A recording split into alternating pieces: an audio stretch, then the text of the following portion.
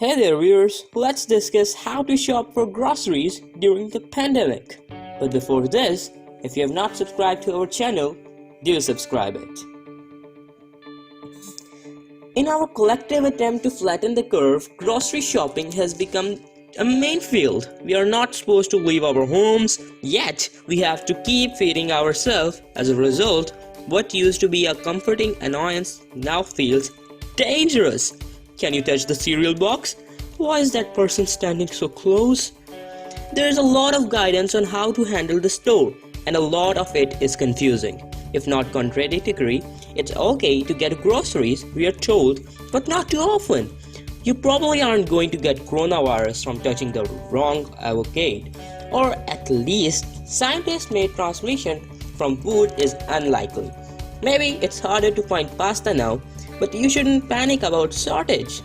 To help us navigate this unsettling new world of grocery shopping, can you reuse your bags? Why isn't there yeast?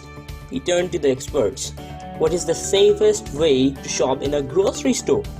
So, while it may be possible to get sick by touching surfaces with the virus, the main way the virus spreads is through to the person-to-person contact, according to the CDC. The big threat there isn't pasta box, it's other people.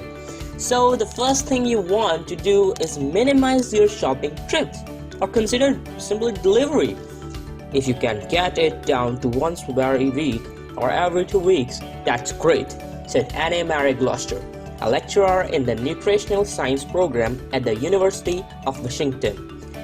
And as much as possible, shop at off-peak times, says Joshua Patre, an assistant research professor of epidemiology at the University of Michigan Schools of Public Health. Some stores are limiting the number of shoppers inside at once, or marketing every 6 feet along the checkout line to show customers how far apart to stand. This is good. The emptier, the better. Which means that if you can go alone, and again, if possible, without children who love touching things. It's also worth doing some planning before you go, says Gloucester. Both so you can move quickly once you are in the store and you don't forget anything. This is your big weekly chance.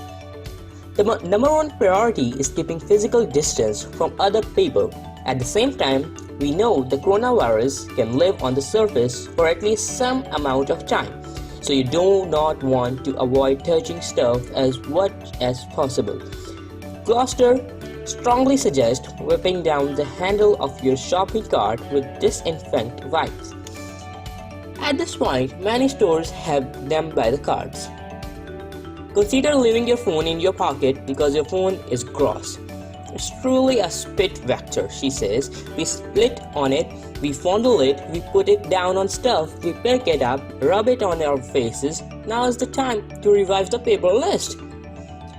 Should I wear a mask to the store? Yes! Given the current shortages, surgical masks and N95 respirators should be reserved for medical workers, but as of April 3, the CDC recommends wearing cloth face coverings in public settings where other social distancing measures are difficult to maintain, for example, grocery stores, especially in areas of significant community-based transmissions. This represents a major change in the country's approach to fighting the spread of the COVID-19. Until now, the CDC had been advising healthy people not to wear masks unless they were showing symptoms or had reasons to believe they had been exposed. But as many other experts have been pointing out for weeks, one problem that the guidance is that there is no way who has it. As many as a quarter of coronavirus are asymptomatic. CDC Director Robert Redfield said in the week leading up to the new guidance, and even people who do eventually get sick can transmit the virus before showing any symptoms. The logic here is pretty straightforward. Since coronavirus mostly spreads when germ-containing droplets make their way into a person's mouth, nose, or eyes, it makes sense to try to limit how many droplets are floating around in the crowded space. The big caveat is that, as noted, traditional medical masks still should go to the medical professional first.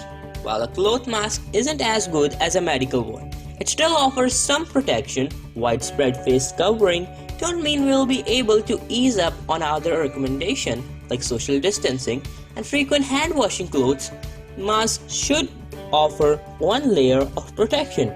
If you want to make your own, you must. While we're talking about protective gear, gloves, which have the potential to carry the virus more or less the same way hands do, are still mostly not recommended for grocery shopping. It's more important to wash your hand after your trip and avoid touching your face. So the most popular question during grocery which comes in your mind is that what about checkout? Should you use cash or credit? If you have a contactless option like Apple Pay, they're probably the best, Gloucester says. As for cash versus credit, there's no good answer here. Buying with plastic often means touching a pin pad. Cash isn't known for being especially clean. Self-checkout should reduce contact with the cashier. Good for everyone, but it requires you to touch surface other people are also touching. However, you pay. The most important thing is washing your hands when you're done. Hey, do you like this video? Then give this video a thumbs up. And do you know any more tips to shop for groceries during the COVID-19 pandemic? Then share it with us in the comment section below. And don't forget to wash your hands and stay inside.